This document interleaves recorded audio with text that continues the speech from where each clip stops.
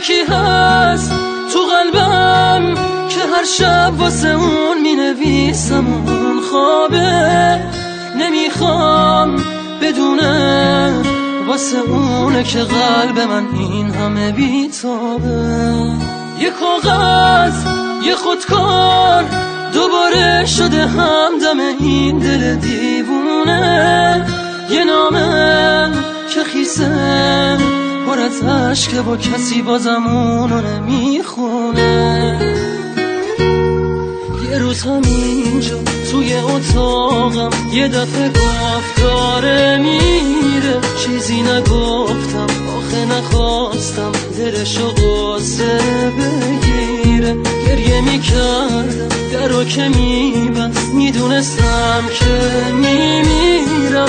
اون عزیزم بود نمیتونستم جلوی راشو بگیرم. میترسم یه روزی برسه که اونو نبینم، بمیرم تنها. خدایا کمک کن، نمیخوام بدونه دارم جون میکنم اینجا. سکوت اتاقا داره میشکنه تیک تاک ساعت رو دیوار.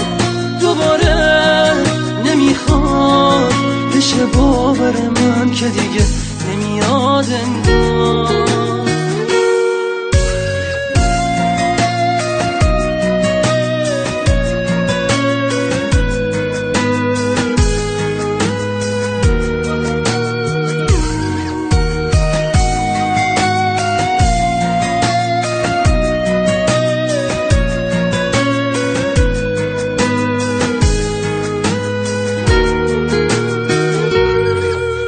همینجا توی اتاقم یه دفعه گفت داره میره، چیزی نگفتم آخه نخواستم دلشو قصه بگیره. گریه میکردم درو که میبست، میدونستم که میمیرم. اون عزیزم بود نمیتونستم جلوی راشو بگیرم. یکی هست تو قلبم که هر شب واسه اون می نویسم اون خوابه، نمیخوام بدونه واسه اونه که قلب من این همه بیتابه.